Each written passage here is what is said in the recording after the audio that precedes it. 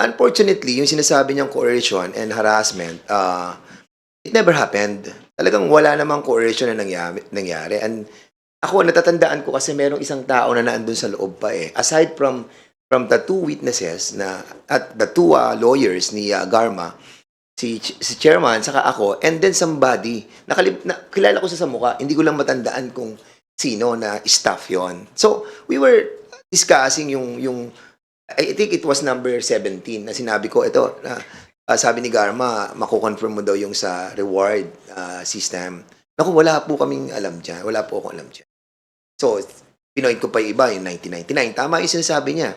Pero yung kinuers namin siya at, hinaras namin siya kasi ang coercion talagang gagamitan mo ng threat, eh, gagamitan mo siya ng force, eh.